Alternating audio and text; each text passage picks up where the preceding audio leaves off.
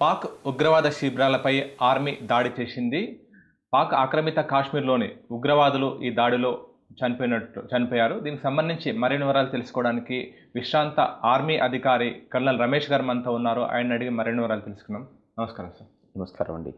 Sir, ఈ పహల్గామ్ దాడికి సంబంధించి మన ఆర్మీ కూడా పాక్ ఆక్రమిత కాశ్మీర్లో ఉగ్రవాద శిబిరాలపై దాడి చేసింది. సార్, దీనికి సంబంధించిన వివరాలు ఏంటంటే ఇప్పటివరకు 9 స్థావరాలపై దాడులు చేసి అందులో దానికి సంబంధించి ఈ ఆర్మీ అటాక్లో ఉగ్రవాదులు కూడా చనిపోయారని చెప్తున్నారు కదా.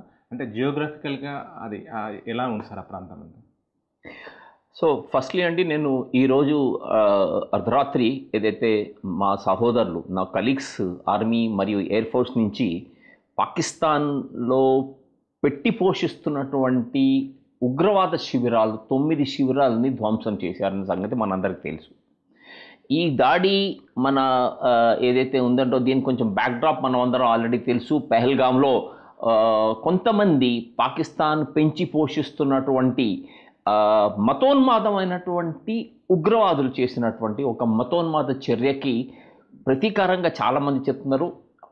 ఇంకొకటి ఈ విధంగా ఏమిటంటే, గత చాలా సంవత్సరాల నుంచి మన భారతదేశ పౌరుల్ని, మన భారత సైన్యాన్ని ఏదైతే పాకిస్తాన్ ఉగ్రవాదులు అటాక్ చేస్తున్నారో దానికి కూడా ఒక బుద్ధి చెప్పాలని చెప్పేసి మన ప్రధానమంత్రి గారు ఆల్రెడీ చెప్పారు.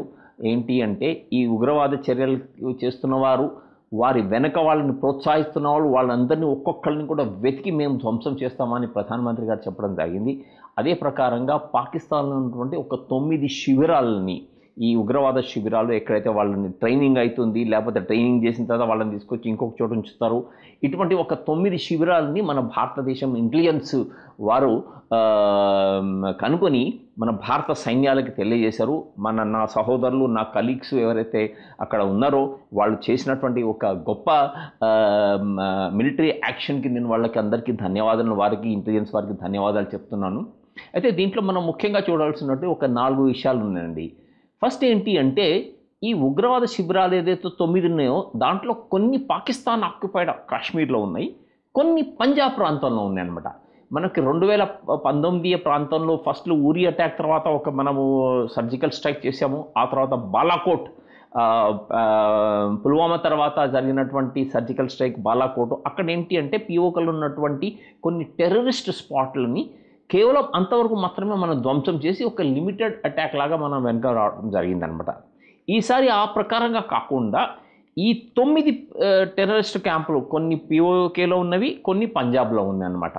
వీటిలో కేవలము ఒక 2-3 క్యాంపులు కాకుండా వాళ్ళ రూట్స్, పాకిస్తాన్ ఒక క్యాంప్ దాదాపు సుమారు 100 కిలోమీటర్ల లోపల ఉన్నటువంటి మన ఈ ఉగ్రవాదుల వారి శిబిరాలని మనం ధ్వంసం చేయడం అనేది ఒక గొప్ప విషయం. రెండవ గొప్ప విషయం ఏమిటి అంటే, మనము కేవలము టెర్రరిస్ట్ క్యాంపులను మాత్రమే ధ్వంసం చేశాము. మనము ఏ ప్రకారమైనటువంటి మిలిటరీ ఎస్టాబ్లిష్మెంట్ కానీ, ఏ ప్రకారమైన సివిల్ ఎస్టాబ్లిష్మెంట్ కూడా మనం ధ్వంసం చేయలేదు. అంతేకాకుండా ఆ చుట్టుపక్కల ప్రాంతాల్లో ఉన్నటువంటి సివిలియన్స్ కూడా ఎవరికి ఏ ప్రకారంగా నష్టం కాకుండా మనం వాళ్ళని ధ్వంసం చేయటం అనేది రెండవ ముఖ్యమైన విషయం. మూడవ విషయం ఏమిటి అంటే, గతంలో మనము కొంతగా ఇంటర్నేషనల్ బార్డర్ని క్రాస్ చేసేసి ఆ టెర్రరిస్ట్ క్యాంపుల వరకు ధ్వంసం చేసి మనం వెనక రావడం అనేది జరిగింది. ఈసారి అలా జరగలేదు. ఈసారి కేవలం మన భారత పరిధిలో ఉండి, మన భారత భూభాగం పరిధిలోనే ఉండి మన ఆర్మీ, మన ఎయిర్ ఫోర్సు, ఈ రెండు కూడా పాకిస్తాన్లో ఉన్నటువంటి ఈ టెర్రరిస్ట్ క్యాంపులు, ఎవరు లష్కర్-ఏ తోయిబా, జైషే మహమ్మద్, హిజ్బుల్ ముజాహిదీన్, వీరి ముఖ్య స్థావరాలని, వాళ్ళ టెర్రరిస్ట్ క్యాంపులని, వాళ్ళని మనము కనుక్కొని వాళ్ళని ధ్వంసం చేసాము. కాబట్టి ఇది చాలా ముఖ్యమైన అంశము మన భారతదేశము భూభాగంలో ఉండి. లాస్ట్ అండ్ ఫైనల్, పాకిస్తాన్ జనరల్గా ఏమిటి అంటే, పంజాబ్ ప్రాంతం నుంచి వచ్చిన వారు మాత్రమే పాకిస్తాన్ ఆర్మీ లేక పాకిస్తాన్ పాలిటిక్స్లో వాళ్ళు ఎదుగుతుంటారు. పాకిస్తాన్లో ఉన్న అన్ని రిసోర్సెస్ కూడా వాళ్ళు పంజాబ్కే డైవర్ట్ చేసి కేవలం పంజాబ్ ప్రాంతాన్ని అభివృద్ధి చెందడానికని వాళ్ళు ప్రయత్నం చేస్తుంటారు. మిగతా ప్రాంతమైన సింధు, ఖైబర్ పఖ్తూన్ఖ్వా లేక బలూచిస్తాన్, ఈ ప్రాంతాలను వాళ్ళు ఎవరు పట్టించుకోరు. అందుకని మిగతా ప్రాంతాల్లో చాలా అల్లకల్లోలం జరుగుతుంటుంది. వాళ్ళ ప్రజలందరూ వాళ్ళ బాధలు చెప్పుకుంటుంటారు. వాళ్ళు కేవలం అటువంటి పంజాబ్లో ప్రాంతంలో ఉన్నటువంటి టెర్రరిస్టు క్యాంపులు ఎవరైతే ఈ లష్కరే తోయిబా, జేఈఎం అండ్ హిజ్బుల్ వాళ్ళ క్యాంప్స్ ఉన్నాయో వాటిని కూడా మనం తుదిముట్టించినటువంటి ఘనత మన భారతదేశ సైన్యానికి ఈరోజు అందిందని చెప్పేసి మీ అందరికీ తెలియజేస్తున్నాను అనమాట. సార్, గతంలో మనం సర్జికల్ స్ట్రైక్స్ కూడా చేసాం. ఆ సర్జికల్ స్ట్రైక్ దెబ్బకి ఉగ్రవాదులు చాలా అంటే వాళ్ళ ఉనికి చాటుకోవడానికి మళ్ళీ తిరిగి ప్రయత్నం చేశారు. అప్పటి సర్జికల్ స్ట్రైక్స్కి ఈరోజు చేపట్టిన ఆపరేషన్ సింధూర్కి తేడా ఏంటి సార్? సో మీకు ఇప్పుడు ఇంతకుముందు ఆల్రెడీ చెప్పినట్టు ఊరి తర్వాత జరిగిన లేక పుల్వామా తర్వాత జరిగినటువంటి బాలాకోట్ స్ట్రైక్లో కేవలం పాకిస్తాన్ ఆక్యుపైడ్ కాశ్మీర్లో ఉన్నటువంటి టెర్రరిస్టులు క్యాంపులు కేవలం అంతవరకు మాత్రమే మనము చేయటం జరిగింది. ఈసారి అలా కాదు. మనం ఆల్రెడీ మీకు ఇంతకుముందు చెప్పినట్టు పిఓకే కాకుండా పంజాబ్ ప్రాంతంలో కూడా ఉన్నటువంటి టెర్రరిస్ట్ క్యాంపులని మనము హతమార్చడం జరిగింది. నెంబర్ 1. నెంబర్ 2, వాళ్ళు మనం లాస్ట్ టైం ఏంటంటే జనరల్గా పెట్టింది ఈ లాంచింగ్ ప్యాడ్స్ ఏవైతే ఉన్నాయో వాళ్ళని మనం అటాక్ చేయడం జరిగింది. ఈసారి డీప్ ఇన్సైడ్ దాదాపు 30 కిలోమీటర్స్ 25 కిలోమీటర్స్ ప్రాంతంలో ఉన్న ఒక 2-3 క్యాంపులు, 100 కిలోమీటర్ల దూరం ఉన్నటువంటి వాళ్ళ ఇంకొక మెయిన్ క్యాంప్స్ ఏవైతే మెయిన్ హబ్స్ ఉన్నాయో వాటిని డిస్ట్రాయ్ చేయటము, అంటే ఆ మూలాల నుంచి మనము పీకివేనట్టు వాటిని ధ్వంసం చేయటం జరిగింది. దానివల్ల ఏంటి అంటే కేవలం టెర్రరిస్ట్ క్యాంపులే కాకుండా టెర్రరిస్ట్ని ప్రోత్సహిస్తూ ఎవరైతే వాళ్ళందరికీ అక్కడ పెంచి పోషిస్తున్నారో లేక వాళ్ళ ఎవరైతే మతోన్మాదులు లేక మన భారతదేశానికి ఉగ్రవాదం గురించి వాళ్ళని ప్రేరేపిస్తున్నారో అటువంటి సెంటర్స్ కూడా మనం ధ్వంసం చేయటం జరిగింది. కాబట్టి దీన్ని రూట్స్ వరకు మనం ధ్వంసం చేసినట్టు కూడా మనకి తెలియజేస్తున్నారంట. సరే, ఆపరేషన్ సింధూర్కు సంబంధించి ఇప్పటికే విదేశాంగ శాఖ, ఆర్మీకి సంబంధించిన దళాలు కూడా దీనికి సంబంధించిన విలేకరుల సమావేశం ఏర్పాటు చేసి పూర్తిగా వివరాలు వెల్లడించారు. ఈ అటాక్ చేసే కంటే ముందు భారత్ ఏ విధంగా ఇతర దేశాలను కమ్యూనికేట్ చేయడం కానీ, ఎందుకంటే పాకిస్తాన్ చేసిన విధంగా భారత్ చేయలేదు. భారత్ ఒక బాధ్యతాయుతమైన దేశం, ప్రపంచ స్థాయిలో అభివృద్ధి చెందుతున్న దేశం. పాకిస్తాన్కి ఇవన్నీ ఏం పట్టాం, కేవలం ఉగ్రవాదము అంతర్గతంగా వాళ్ళది అంటే మొత్తం ప్రచ్ఛన్న యుద్ధంలాగానే ఉంటుంది అక్కడ. కానీ భారత్ అంతర్జాతీయంగా ఎలాంటి మద్దతును కూడగట్టింది, ఈ దానికి సంబంధించి ఆ తర్వాత ఎలా చర్యలు చేపట్టవచ్చు? చాలా మంచి క్వశ్చన్ అడిగారండి మీరు. భారతదేశం చాలా బాధ్యతాపూర్వమైనటువంటి దేశం. పాకిస్తాన్ బాధ్యత రహిత క్షేత్రం. ఎందుకు అంటే మొదటి నుంచి కూడా పాకిస్తాన్ ఒక రోగ్ స్టేట్గా ఉంటుంది. లాస్ట్ ఇయర్ అందుకనే యునైటెడ్ నేషన్లో నాకు నెంబర్ కరెక్ట్గా గుర్తుంటే 1267 అని చెప్పేసి ఒక రెజల్యూషన్ తీసుకొచ్చారు. దాంట్లో పాకిస్తాన్ ఒక టెర్రరిస్ట్ స్టేటు, అక్కడ పాకిస్తాన్ టెర్రరిస్ట్ నక్వీని ఒక టెర్రరిస్ట్గా మనము యుఎన్లో దాన్ని ప్రతిపాదన తీసుకొచ్చి దాన్ని ఆమోదం తెప్పించగలిగాం. అదే పాకిస్తాన్ ఆ ప్రయత్నం చేసింది కానీ అది సక్సెస్ఫుల్ కాలేదు. నెక్స్ట్ ఏంటంటే ఈ పుల్వామా ఈ పహల్గామ్ అటాక్ జరిగిన తర్వాత అమెరికా వెంటనే చెప్పింది భారతదేశం ఏ చర్య తీసుకున్నా మాకేం అభ్యంతరం లేదు అన్నట్టుగా అమెరికా వాళ్ళు ఆల్రెడీ తెలియజేశారు. America, UK, Australia, Japan, Russia, Saudi కూడా మన భారతదేశానికి మద్దతుగా పలికింది. ఈ అందరి దేశాల ప్రతినిధులకి ఆల్రెడీ మన భారత ప్రభుత్వం మన విదేశాంగ శాఖ మరియు హోంశాఖ, రక్షణ శాఖ నిపుణులు ఆల్రెడీ వాళ్ళ మార్నింగ్ వాళ్ళకి బ్రీఫ్ కూడా చేసేసారు. కాబట్టి అంతర్జాతీయంగా మనం అందరికీ తెలియజేసి అంతర్జాతీయ నిబంధనల పరిధిలోనే మనము ఈ అటాక్ చేశాము. కేవలము ఒక్క దేశం ఇంతవరకు పాకిస్తాన్కి సపోర్ట్గా ముందుకు వచ్చింది ఏంటంటే టర్కీ. వాళ్ళు బహుశా ఈసారి వాళ్ళు అనుకున్నట్టున్నారు, లాస్ట్ టైం ఊరిలో మన ఆర్మీ అటాక్ చేసింది, బాలాకోట్లో ఎయిర్ ఫోర్స్ అటాక్ చేసింది, కాబట్టి ఈసారి నేవీ అటాక్ చేసి కరాచీ బ్లాక్లేడ్ మనం 71లో చేసినట్టు కరాచీని బ్లాక్ చేస్తామని వాళ్ళకి ఏదో భయం వచ్చింది అనుకుని, అందుకని వెంటనే ఆ టర్కీ వాళ్ళు ఏదో ఒక వాళ్ళ నౌకని పంపించారనమాట, యుద్ధ నౌకని ఆ టర్కీ మన కరాచీ పోర్ట్ దగ్గరికి. సో కాబట్టి ఏంటంటే కేవలం వారు ఒక్కటే సపోర్ట్ చేశారు, అది కూడా ఏదో ఒక టెంపరీ సపోర్ట్ లాగానే వాళ్ళు ఇచ్చారు. కాబట్టి సో భారతదేశం అంతర్జాతీయంగా అందరి సమ్మతితోటే మన సెక్యూరిటీ, మన దేశ సెక్యూరిటీని దృష్టిలో ఉంచుకున్నటువంటి ఈ అటాక్ చేసాము. ఏ ప్రకారంగా అంతర్జాతీయ నిబంధనలను మనం ఉల్లంఘించలేదని చెప్పేసి మన భారతదేశ ప్రభుత్వం, మన భారత పౌరులు, మన భారత అధికారులు, ఈవెన్ ప్రైమ్ మినిస్టర్ గారు కూడా దానికి తెలియజేయడం జరిగిందనమాట.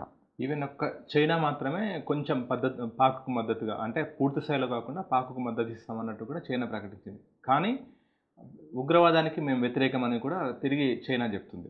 ఇవాళ మనం అంటే ఆపరేషన్ సింధూర్ పేరుతో చేసిన అటాక్స్ కూడా కేవలం ఉగ్రవాద శిబిరాల లక్ష్యంగానే జరిగింది. ఇప్పుడు పాకిస్తాన్ అంటే ఈవెన్ చైనా నుంచి కూడా మద్దతు లభించకపోవచ్చు అని కూడా భావించవచ్చు మనం. ఎందుకంటే మనం కేవలం ఉగ్రవాద శిబిరాల లక్ష్యంగా తీసుకుని దాడులు జరిపినాం. అక్కడ మిగతా సివిలియన్స్కి ఎలాంటి ఇబ్బంది లేదు. అంటే చైనా నుంచి మద్దతు వస్తుందని చెప్పి పాకిస్తాన్ ఆశించవచ్చా మన భారత్ అటాక్స్కి సంబంధించి? చూడండి, పాకిస్తాన్కి కూడా తెలుసు చైనా నుంచి ఏ ప్రకారంగా మద్దతు రాదు అని.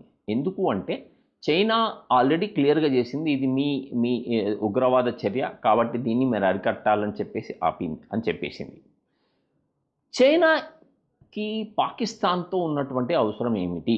ముఖ్యమైన అవసరము చైనాకి ఏంటి అంటే పాకిస్తాన్ నుంచి వాళ్ళ CPEC, China Pakistan economic corridor, already $60 billion ఏదో వాళ్ళు ఖర్చు పెట్టారో అది ఎంతవరకు వచ్చిందో ఎవరికేం తెలియదు. అది పోయే ప్రాంతం ఎక్కడి నుంచి ఖైబర్ పఖ్తూన్ఖ్వా, ఆ తర్వాత బలూచిస్తాన్ నుంచి వెళ్ళిన తర్వాత బలూచిస్తాన్లో కరాచీ పోర్ట్ ఉన్నది, అక్కడ అల్లకల్లోలం జరుగుతున్నది.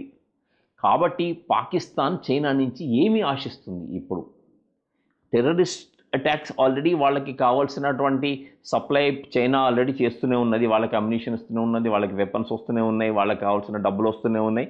వాళ్ళు మొత్తానికి టెర్రరిజానికి మాత్రమే వాళ్ళు వాడుకుంటున్నారు. ఇంకా ఏం సపోర్ట్ ఇవ్వగలుగుతుంది చైనా వాళ్ళకి? భారతదేశం మీద పాకిస్తాన్ ఈరోజు యుద్ధం ప్రకటించే స్థితిలో ఉందా? వాళ్ళు యుద్ధం చేసే స్థితిలో ఉందా? వాళ్ళ వార్ వేస్టేజ్ రిజర్వ్స్ ఏవైతే వాళ్ళ అమ్యునిషన్ మినిమం యుద్ధాని కోసం అని వాళ్ళు ఉంచుకుంటారో అవి ఆల్రెడీ అట్టడుగు చెందిపోయినాయి. వాళ్ళకి కావాల్సిన ఏవియేషన్ ఫ్యూయల్స్ ఏవైతే పాకిస్తాన్ ఎయిర్క్రాఫ్ట్ కోసం కావాల్సిన ఏవియేషన్ ఫ్యూయల్ అది కూడా అట్టడిగిపోయింది. వాళ్ళ దగ్గర ఫ్యూయల్ లేదు, డీజిల్, వాళ్ళ దగ్గర అమ్యునిషన్ లేదు, వాళ్ళ ఎకానమీ ఇన్ డోల్డ్రమ్స్, వాళ్ళ కంట్రీలో ప్రతి చోట అల్లకల్లోలం ఉంది. అటువంటప్పుడు వాళ్ళు చైనా నుంచి ఏమి తీసుకుంటారు, చైనా నుంచి ఏమి వాళ్ళు మన మీద వాడతారు అన్నది. కాబట్టి చైనా వాళ్ళ బిజినెస్ ఇంట్రెస్ట్ చూసుకోవడానికి చాలా ఆసక్తికరంగా ఉంటుంది. కానీ పాకిస్తాన్ని ప్రేరేపించి పాకిస్తాన్లో యుద్ధంగా సపోర్ట్గా చైనా ఇస్తుందని చెప్పేసి నేను మాత్రం అనుకోను. సార్, ఇప్పుడు ఆల్రెడీ మన ఆపరేషన్ సింధూర్కు వాళ్ళు పాకిస్తాన్కి సంబంధించిన ప్రధానమంత్రి కూడా ఖండించారు. మేము తగిన విధంగా స్పందిస్తామంటున్నారు. అంటే ఏదో డాంబికాల్లో అన్నట్టు ఆ విధంగా మాట్లాడుతున్నారు. పాకిస్తాన్ పరిస్థితి ఏ విధంగా ఉంది సార్? ఒకవేళ మన అటాక్స్కి వాళ్ళు రివెంజ్ తీసుకోవాలని అనుకుంటే కనుక పాకిస్తాన్ ఆర్థిక పరిస్థితి ఏ విధంగా ఉంది? వాళ్ళ సైనిక పరంగా కానీ ఇతర ప్రీవియస్ యుద్ధాలు జరిగినప్పుడు వాళ్ళు ఇప్పటికి కూడా గుణపాఠం నేర్చుకోలేదు. ఏ విధంగా ఉండొచ్చు పరిస్థితి వాళ్ళది? చూడండి, మనము గతంలో చూసాము ఊరి అటాక్, లేకపోతే మన బాలాకోట్ అటాక్లో వాళ్ళు ఏదో లిమిటెడ్ అటాక్ లాగా మనమే చూపించారు, అంతేగాని ఒక ఫుల్ స్కేల్ యుద్ధము అన్న క్యాపబిలిటీ వాళ్ళ దగ్గర లేదు. సో ఈసారి కూడా అంతకంటే పెద్ద క్యాపబిలిటీ వాళ్ళకి ఉన్నది అని చెప్పి చూడను. ఎందుకు అంటే పాకిస్తాన్ వాళ్ళ ఆర్మీ సుప్రీమసీ చూపించడానికని వాళ్ళు ఎప్పుడు ప్రయత్నం చేస్తారు.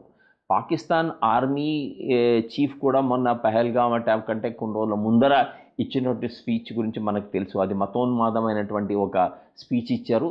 దానికి ఫాలో అవుట్, దానికి కంటిన్యూషన్గా పహల్గామ్ మనము చూసాము.